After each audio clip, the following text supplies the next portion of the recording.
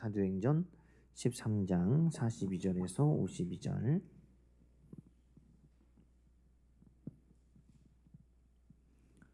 저와 여러분이 한 절씩 교독하겠습니다. 그들이 나갈새 사람들이 청하되 다음 안식일에도 이 말씀을 하라 하더라.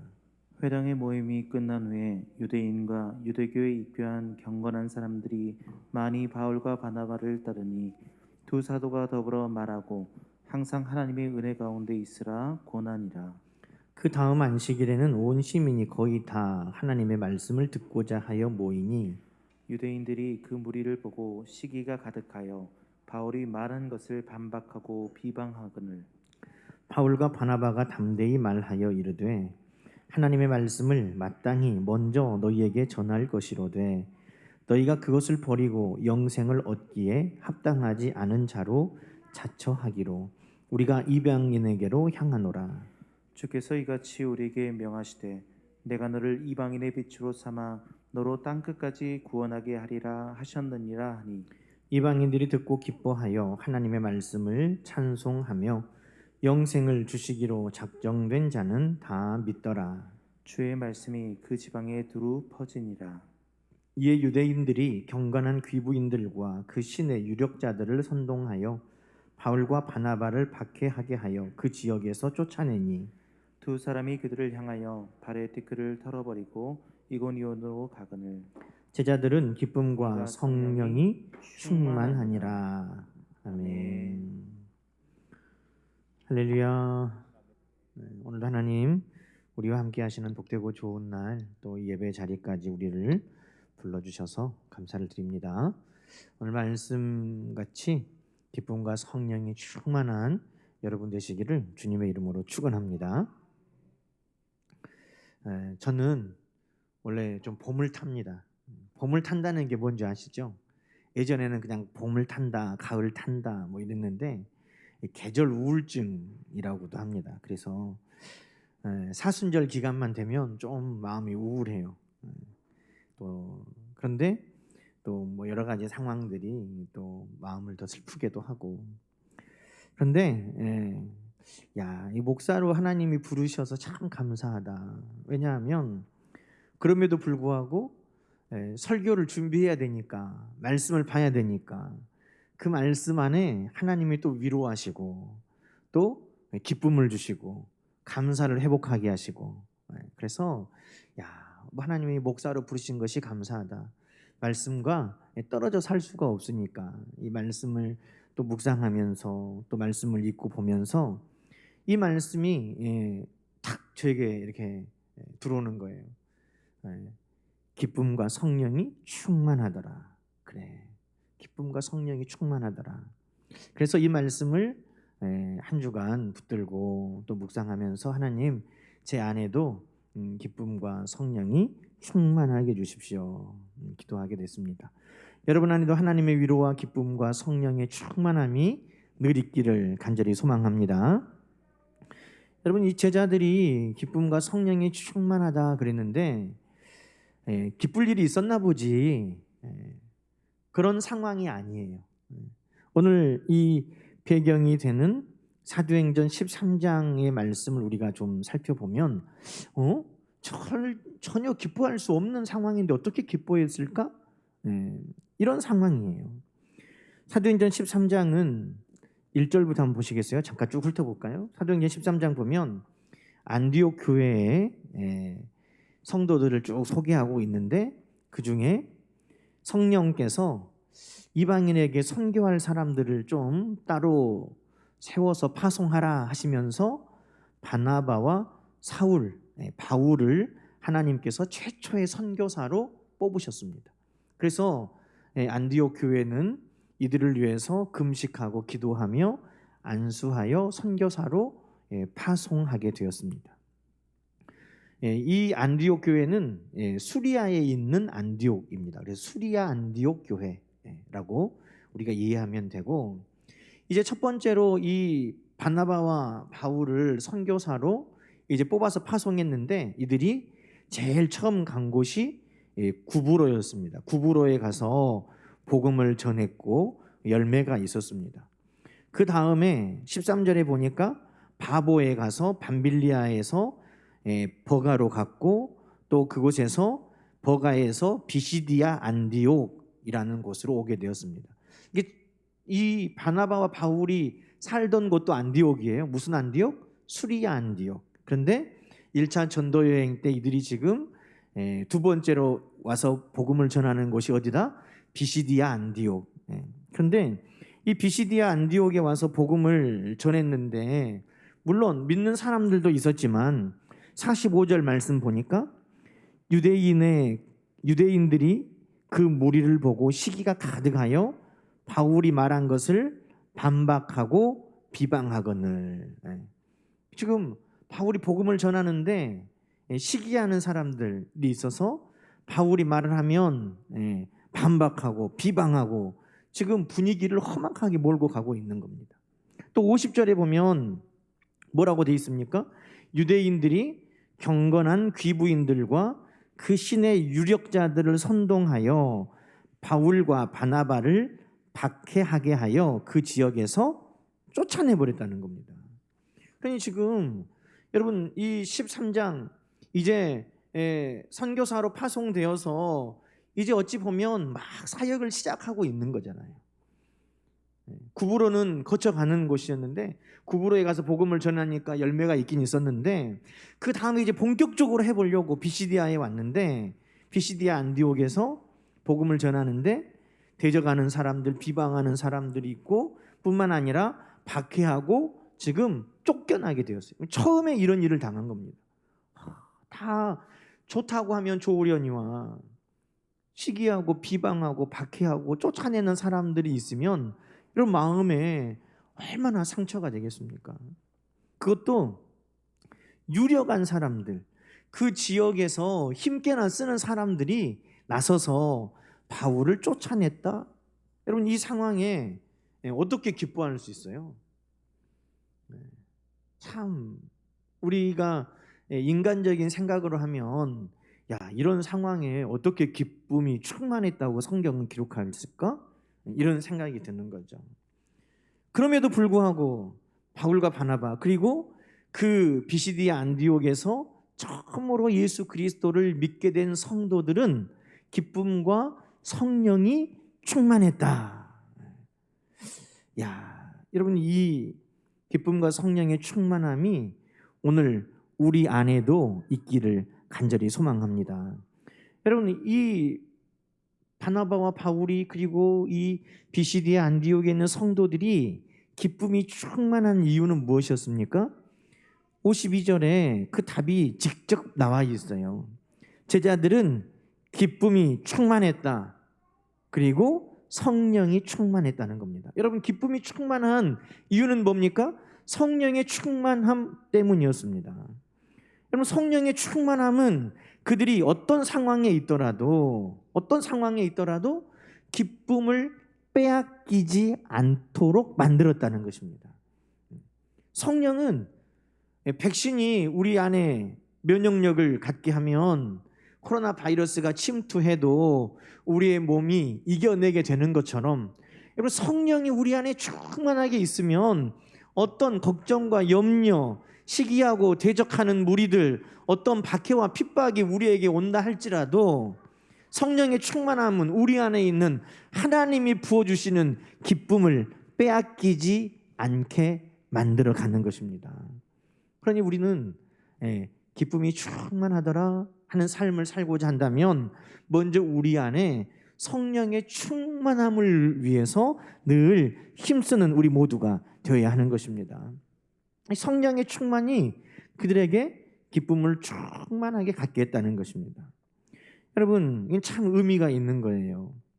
왜냐하면 우리는 믿는 자의 표적이 무엇인가에 대해서 말씀을 통해서 많이 봤습니다. 특별히 마가복음 16장에 보면 마가복음 16장 마가복음을 다 이제 마치면서 믿는 자에게는 이런 표적이 따르리니라는 말씀이 있습니다. 여러분 믿는 자에게는 어떤 표적이 있다고 말합니까?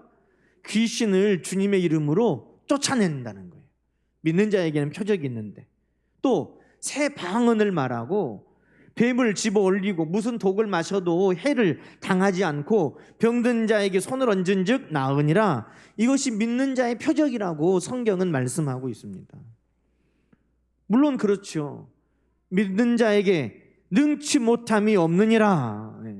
믿으면 귀신도 쫓아내고, 믿으면 병도 고치고, 믿으면 어떤 해도 당하지 않고, 믿으면 새 방언을 말하며, 믿으면 이런 믿음의 역사들이 나타납니다. 그런데 여러분, 사도행전에는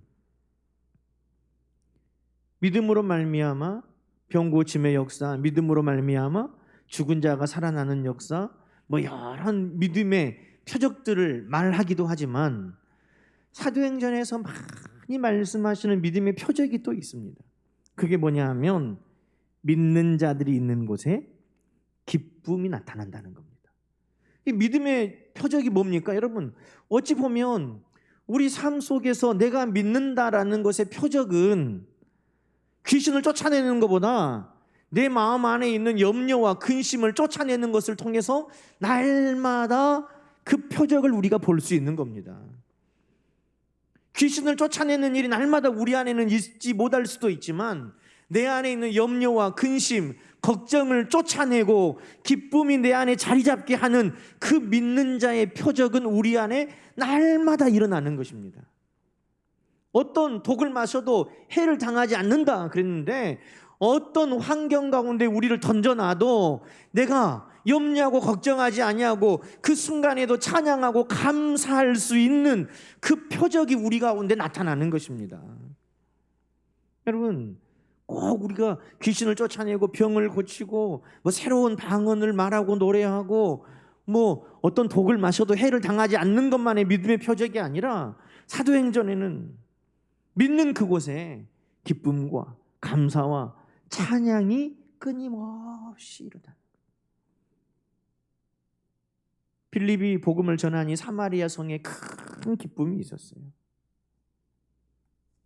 그게 믿는 자들이 있었기 때문에 나타나는 표적인 것입니다.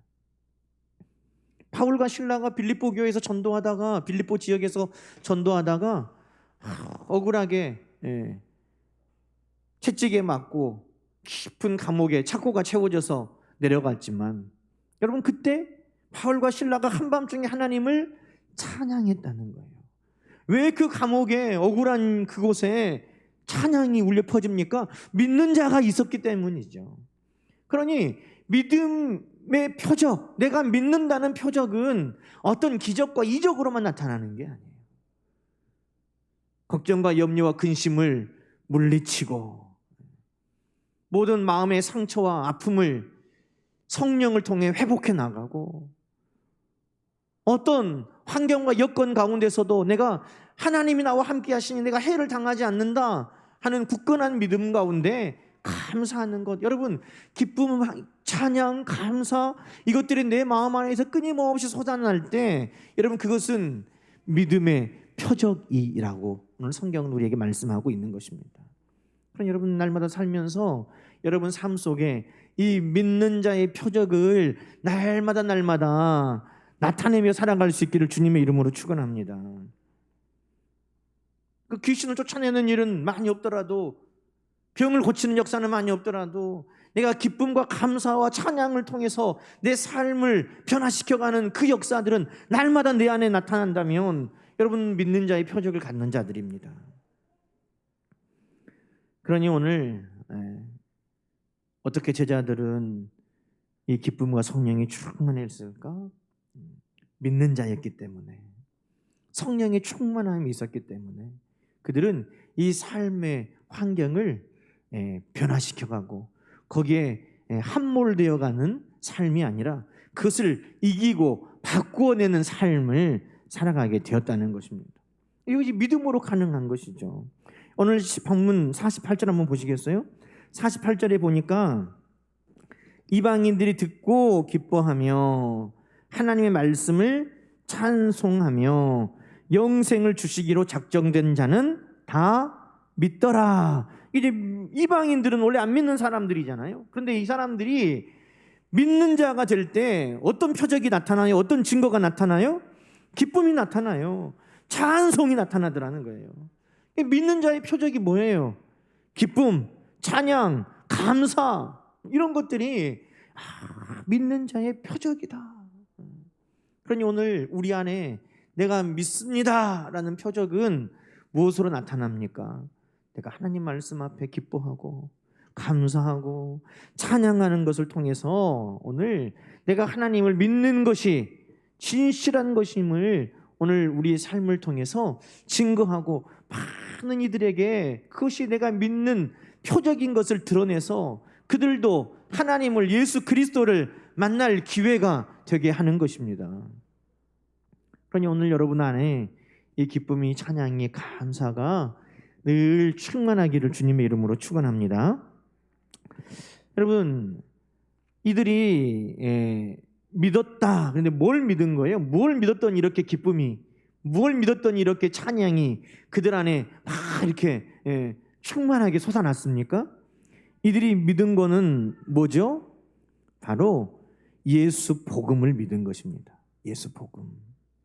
자, 이 바울과 바나바가 이 비시디아 안디옥에서 쭉 권면의 말씀을 하고 있습니다.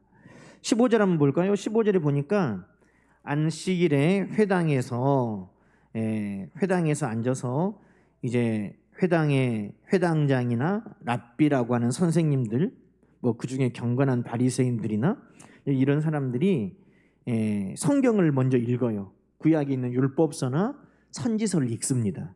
그리고 읽은 다음에 강론을 하고 또 15절 한번 볼까요? 형제들아, 만일 백성을 권할 말이 있거든 말하라. 그러니 뭐 회당장이나 랍비만 말하는 게 아니라 성경을 읽는 중에 혹 은혜 받은 사람이 있다면 이 중에 은혜 받은 것을 나눌 사람이 있으면 말하시오.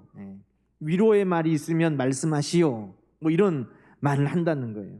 그랬더니 바울이 일어나서 이제 자기가 받은 은혜를 나누기 시작하는 겁니다. 그럼 바울이 받은 은혜는 뭘까요? 바울이 받은 은혜에 대해서 쭉 말하는데, 여러분, 바울이 하나님에 대해서도 쭉 이야기를 합니다. 우리 조상들의 하나님을 우리가 믿고 있다. 16절 볼까요? 16절. 하나님을 경외하는 사람들아, 하나님을 믿고 두려워하며 하나님을 섬기는 백성들아, 하나님에 대해서 쭉 이야기합니다. 그게 위로가 되죠, 우리에게. 하나님은 어떤 분이십니까? 17절에 보니까 우리 조상들을 택하셨어요. 택하신 하나님이에요. 우리가 먼저 하나님을 선택한 게 아니라 정말 부족하고 약하고 미련하고 천한 우리를 하나님이 어떻게 하셨다는 거예요? 선택하셨다는 거예요. 여러분, 얼마나 은혜입니까? 하나님은 우리를 선택해 주셨어요. 뿐만 아니라 17절에 보니까 우리를 인도하시는 하나님이세요. 바울이 지금 그 하나님에 대해서 쭉 은혜를 나누고 있어요. 하나님은 우리를 선택하셨죠. 조상 때부터 하나님은 우리를 인도하셨죠. 그 다음에 18절에 보니까 어떤 하나님이에요? 하나님은 우리 조상들이 광야에서 하나님을 대적하고 원망하고 불평하고 믿음 없던 것들을 하나님은 어떻게 하셨어요? 다 참으셨어요. 하나님은 우리에 대해서 늘 참으시는 하나님이세요. 그 은혜를 나누고 있어요. 또 19절에 보니까 하나님은 가나안 땅으로 우리를 이끌으셔서 그 땅에 있는 대적들을 다 어떻게 하셨어요? 무찔러 주셨어요. 멸하사. 그리고 그 땅을 우리에게 기업으로 주셨습니다. 바울이 받은 은혜를 나누세요. 그러니까 하나님이 어떤 분이신가를 끊임없이 고백하고 있는 것입니다. 여러분, 우리가 기쁨과 감사와 찬양이 우리 가운데 있으려면요, 무엇을 묵상해야 되겠어요? 문제를 묵상하고 걱정과 염려거리를 묵상하고 내 상황과 환경을 묵상하면 우리는 은혜의 자리에 나갈 수가 없어요. 그것만 묵상하면 늘 염려와 절망에 빠지는 거죠. 걱정과 근심에 빠지는 거죠. 그런데 바울이 지금 그걸 뭘 묵상하고 있다는 거예요? 하나님을 묵상하는데 하나님이 우리를 어떻게 선택하셨고 어떻게 이끌어 가셨고 어떻게 우리에 대해서 참으셨고, 어떻게 우리의 대적들을 무찔러 주셨고, 어떻게 하나님의 기업을 주셨고, 어떻게 우리를 다스리셨는지, 그 하나님에 대해서 바울은 끊임없이 묵상하고 있더라는 것입니다. 여러분, 하나님을 묵상하는 여러분 되기를 축원합니다. 그때 우리 안에 기쁨과 감사와 찬양이 나오는 거예요. 여러분, 이 비시디아 안디옥 성도들이 말씀을 듣고 은혜를 받았어요. 물론 이제 그 뒤에 또 조금 더 하면 조금 더 볼까요? 또 이제 바울이 어떤 이야기를 합니까? 자, 23절 볼까요? 23절에 보면, 자, 하나님이 약속하신 대로 다윗의 후손으로 이스라엘을 위한 구주를 주셨으니 곧 예수다. 지금 계속해서 다윗이 늘 마음에 품고 있는 것들을 말하는데, 하나님이 우리에게 약속하신 메시아 예수를 보내주셨다.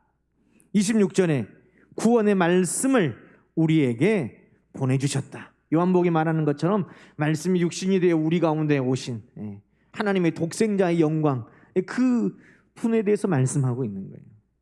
그리고 27절 29절에 보니까 하나님의 말씀을 응하게 하시려고, 하나님이 약속하신 그 말씀을 응하게 하시려고 28절에 무죄한 그를 나무에 달아 죽게 하셨고, 죽은 자 가운데서 그 예수 그리스도를 다시 하나님께서 살리셨다.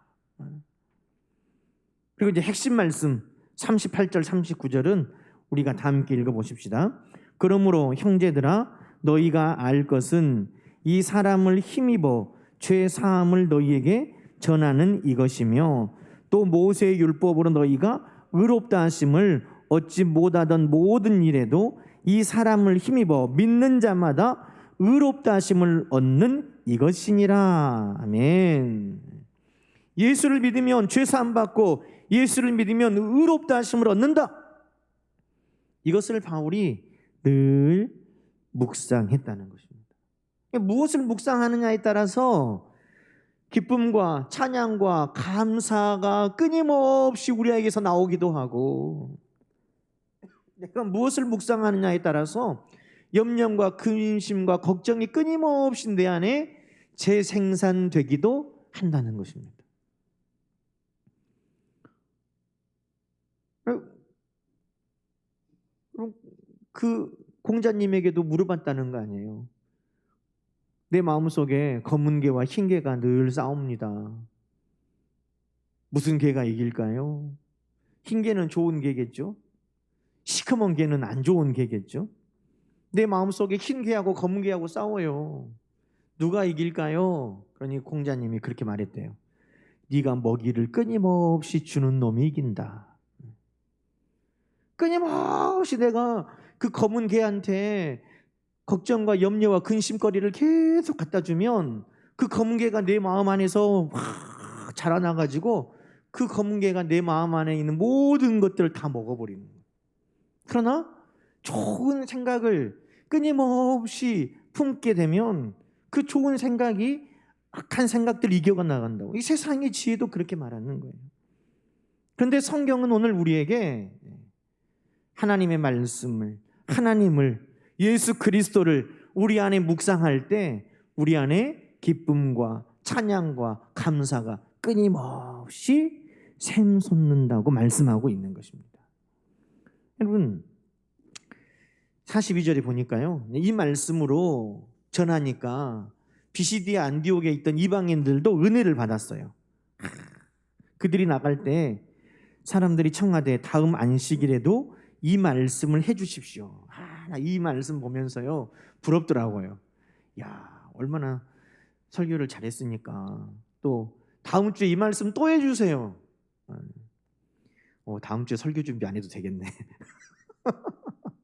네? 다음 주에도 이 말씀 또 해주세요. 네. 저는 한 번도 이런 적이 없었거든요. 네. 근데 바울 선생님 얼마나 설교를 잘하셨으면 다음 주 이 말씀 또 해주세요 그랬다는 거예요. 그랬더니 44절에 그 다음 안식일에 사람들이 그 지역의 시민들이 거의 다 모여가지고 하나님 말씀을 듣기 위해 모였다는 것입니다. 참 대단하지 않습니까? 자, 그런데 여러분, 이 사람들이 이렇게 은혜를 받았는데 43절 말씀 한번 볼까요? 43절에 보니까 지금 유대에 입교한 사람들도 또 새로 이방인들도 이 말씀의 은혜를 받고 다 이제 좀 변화가 있잖아요. 다음에도 이 말씀을 또 해주십시오. 그랬더니 바울이 뭐라고 말했다는 거죠? 이 말씀이 중요해요. 자, 43절 한번 읽어봅시다. 회당의 모임이 끝난 후에 유대인과 유대교에 입교한 경건한 사람들이 많이 바울과 바나바를 따르니 두 사도가 더불어 말하고, 자, 줄 치세요. 항상 하나님의 은혜 가운데 있어라. 어떻게 했더니 이 사람들은 기쁨과 성령에 충만했다는 거예요? 항상 은혜 가운데 있어라. 항상 은혜 가운데 머물러라 그랬다는 거예요. 여러분, 은혜 아래 머무를 때 우리 안에 기쁨과 찬양과 감사가 끊임없이 샘솟게 되는 거예요. 여러분, 은혜 아래 있다는 게 뭡니까? 쉽게 말하면 그런 거죠. 포도원 품꾼의 이야기를 우리 주님 해주셨잖아요. 일할 곳이 없는 사람들을 포도원 주인이 나가서 데려다가 일을 시켰습니다. 얼마나 감사합니까? 일할 데가 없어가지고 지금 가지를 못하는데 아침 9시에 가서 보니까 일할 데가 없어가지고 놀고 있는 사람들이 있으니까 우리 포도원에 가서 일합시다. 여러분, 그 사람들이 그 당시에 얼마나 기뻤겠어요. 와, 나 같은 사람을 선택해 주셔서 그 포도원에 일할 수 있는 기회를 주시고 오늘 또 내 필요한 것을 이제 채워주시겠고, 야, 얼마나 감사하겠어요. 그런데 일하다가 보니까 12시에도 뭔 사람들이 일을 하러 와요. 오후 3시에도 일하는 사람들이 또 와요. 아니, 심지어는 다 일이 끝나가는데 오후 5시에도 일하는 사람들이 와요. 그런데 이제 일이 다 끝나고 계산을 하는데 5시에 와서 일하는 사람한테도 한 데나리온을 주고 아침부터 와서 일한 나에게도 한 데나리온을 주는 거예요. 여러분, 은혜가 사라져 버렸어요. 은혜가 사라지니까 감사했던 마음도 사라져 버렸어요. 은혜가 사라지니까 그 기뻐하며 일했던 모든 마음들이 사라져 버렸어요. 감사와 찬양도 사라져 버렸어요. 여러분, 은혜 아래 머무르는 것은요, 그 은혜를 통해서 끊임없이 기쁨의 자리에 내가 머무르게 되는 거예요. 그 은혜를 기억할 때 내가 끊임없이 감사의 자리에 머무르는 거예요. 그 은혜를 기억할 때 내가 끊임없이 하나님 앞에 찬송의 자리에 머무를 수 있다는 것입니다. 여러분, 그러니 바울이 이 비시디 안디옥 성도들에게 권면한 것은 다른 게 아니었어요. 너희가 은혜 아래 항상 머물러 있어라. 여러분, 참 의외죠. 이 바울과 바나바를 비시디아에서 쫓아낸 사람들이 누구라고 성경에 기록되어 있습니까? 50절 한번 봐보세요. 유대인들이 경건한 귀부인들과 그 신의 유력자들을 선동하여, 지금 이 바울과 바나바를 쫓아내는데 누가 지금 중추적인 역할을 하고 있어요? 경건한 귀부인들. 이 사람들은요, 믿는 자들이에요. 하나님을 믿는 자들.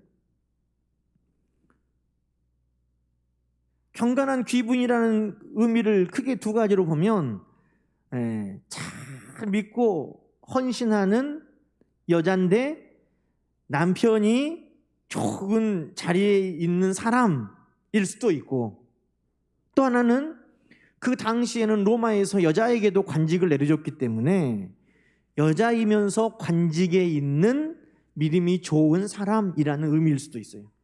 어떤 의미든 간에 이 사람들은 지금 영향력이 있는 믿음이 좋은 여인들이라는 거예요.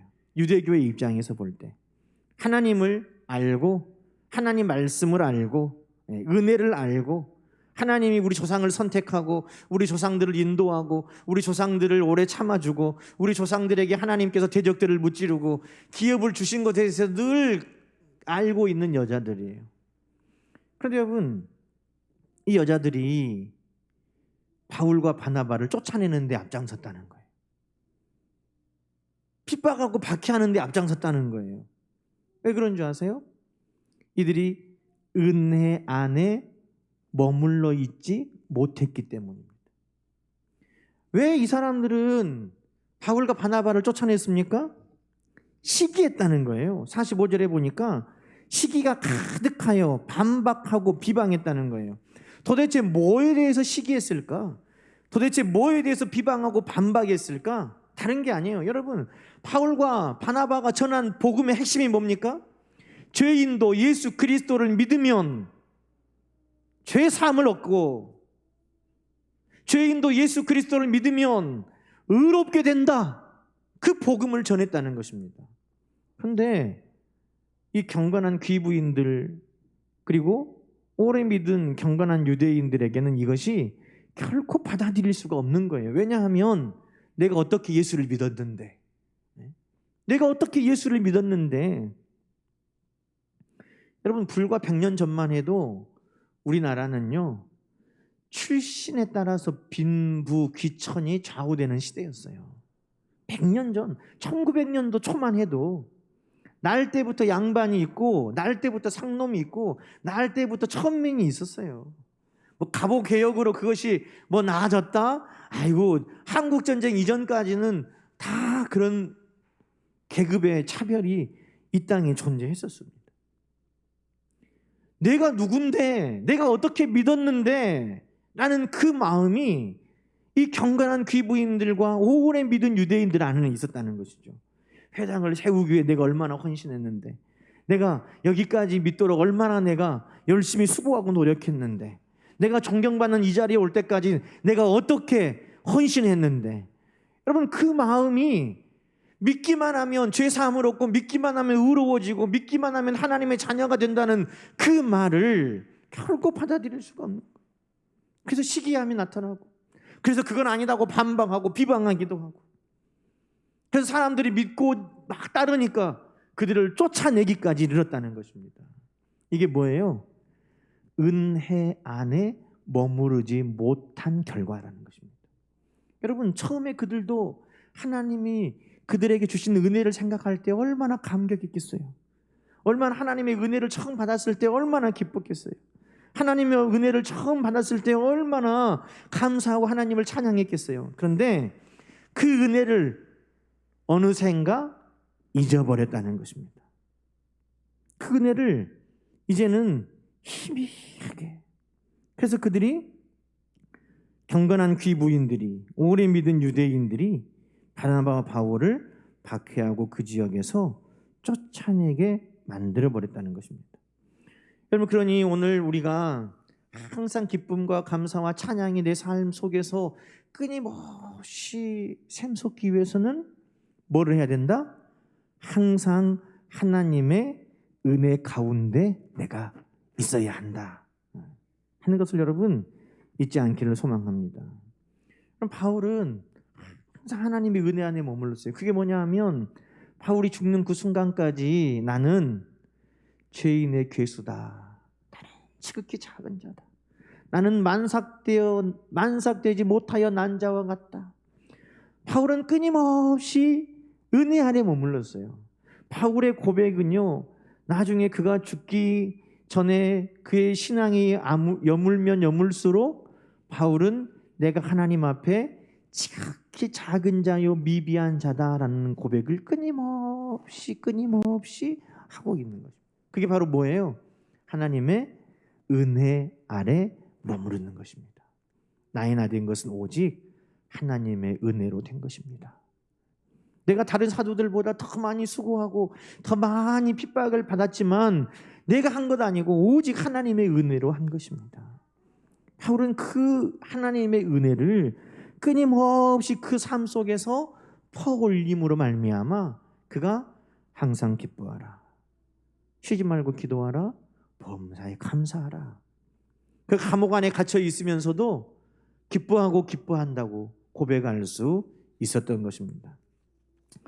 사랑하는 여러분, 오늘 우리는 어떻습니까? 매일매일 삶 속에서 또 환경과 여건 속에서 우리는 때로는 슬퍼하고 절망하고 낙심하고 또 이런 상황들을 반복합니다.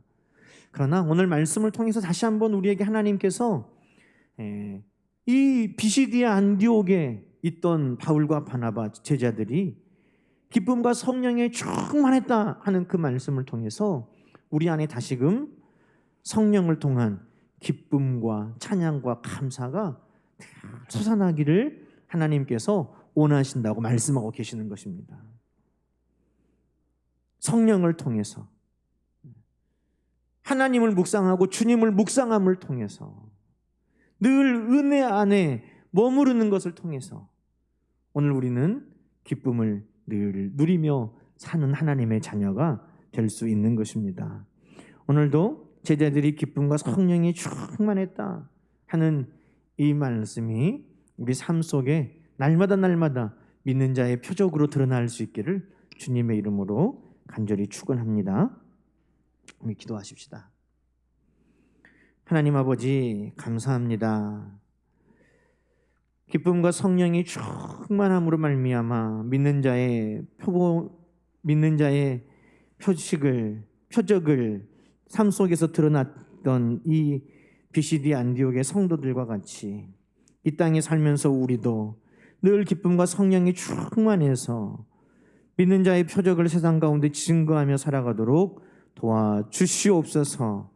하나님의 은혜를 묵상하고 우리 주님의 은혜를 묵상하고 날마다 말씀을 묵상하는 가운데 빼앗기지 않는 기쁨과 감사와 찬양이 우리 가운데 샘솟게 하여 주시옵소서. 예수님의 이름으로 간절히 기도드리옵나이다. 아멘.